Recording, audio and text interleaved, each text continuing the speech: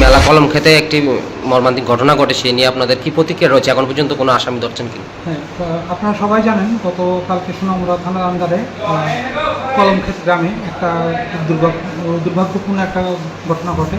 তো ওই ঘটনার পরিপ্রেক্ষিতে আমাদের সোনামুড়া থানাতে একটা কেস রেজিস্টার হয়েছে ডাকাতি মার্ডার সেকশন অ্যাড করে, এবং ওই কেস রিলেটেড আমরা এখন পর্যন্ত টোটাল 4 জনকে আমরা অ্যারেস্ট করেছি এবং ওই 4 জনকে আমরা কোর্টে ফরওয়ার্ড করেছি এবং এই কেসের তদন্ত এখন প্রাথমিক তদন্ত কি বলছে, কি ডাকাতের উদ্দেশ্যে না মানে অন্য? না, এটা এখন টোটালি আন্ডার ইনভেস্টিগেশন আছে। আমরা প্রত্যেকটা কর্নার আমরা দেখছি, দেখে আমরা প্রপারলি তো ইনভেস্টিগেশন করে এগিয়ে যাচ্ছি। ওই বাড়ি থেকে এখন আপনাদের পুলিশের নিরাপত্তা রয়েছে?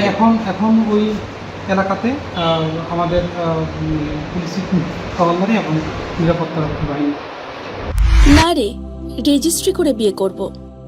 গয়নাগাটি কিছু হবে না রে। দিদিকে আর কত চাপ দেব বল? দিদি আমার জন্য অনেক কিছু করেছে। আর না রুমি, এই রুমি, তোর সাথে পরে কথা বলছি, রাখছি।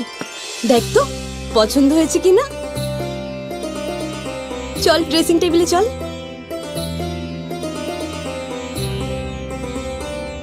দিদি তুই পছন্দ হয়েছে?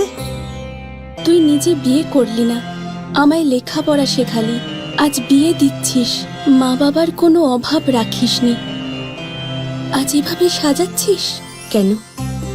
কোনো দিদি কি পারে না তার আদরের বোনের মা বাবা হতে? তোকে কি সুন্দর লাগছে।